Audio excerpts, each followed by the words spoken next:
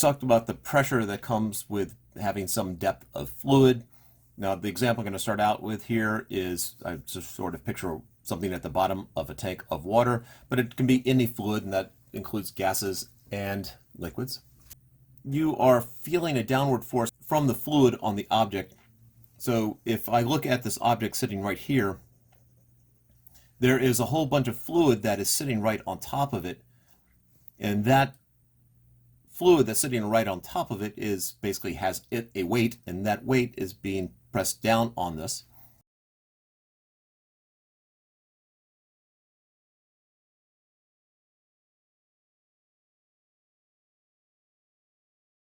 And if we divide by the area, we end up with pressure. That, again, reminder, pressure is just force divided by area. So the deeper this object is, in other words, the more fluid that is above it, the greater the pressure that this is going to feel, because there's more weight of fluid above it. In order to find the weight, we need to know the mass. In order to know the mass, we need to know the density and the volume. And so if we think about some object with some surface area, so let me just sort of try a three-dimensional drawing here for a moment. So if that is the object on the bottom, this top here has a certain area. And if I just keep sort of extending this above here, so if I imagine that above here is the fluid, that the volume of the fluid is just going to be that surface area times that whatever that height happens to be. And so that's what I'm doing down here, is trying to find the mass first off using the density of the fluid. I'm assuming I know the density. So the mass is equal to density times volume. The mass is therefore equal to density times my volume there, as I was just talking about. It's that surface area times whatever the height of the column of fluid is. Weight is equal to mg, and so I just do that times g. And so the object is basically being pushed down on by that, or the object pushes up on that, holding that fluid up. So the object pushes up with a force equal to the weight of the fluid pushing down, and so the pressure is that force that's being exerted down on the object here. In other words, the weight of the fluid above it divided by the area.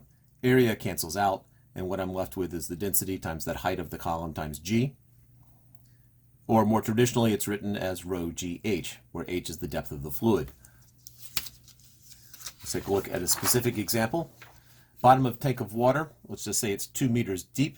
The tank of water is 2 meters deep, and I have a cube that's a half meter by a half meter by a half meter. What is the pressure on top of the cube?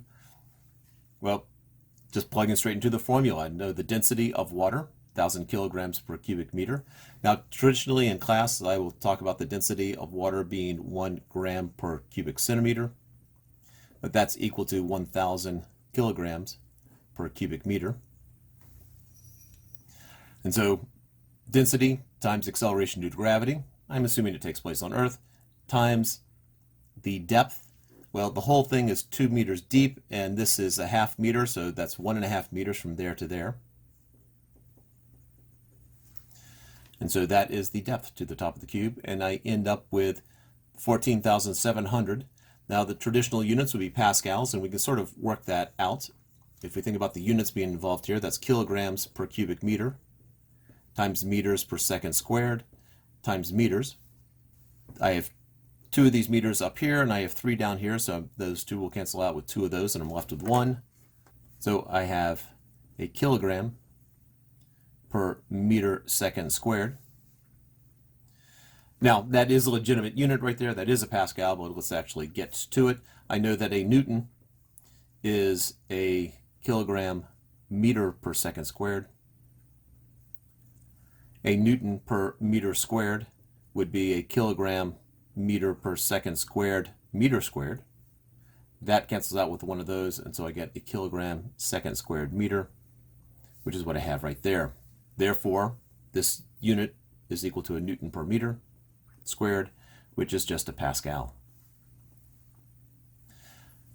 If I looked at the force that's actually acting on the cube instead of looking at the pressure, force on the cube, I do force divided by area. Therefore, the force is area times the pressure.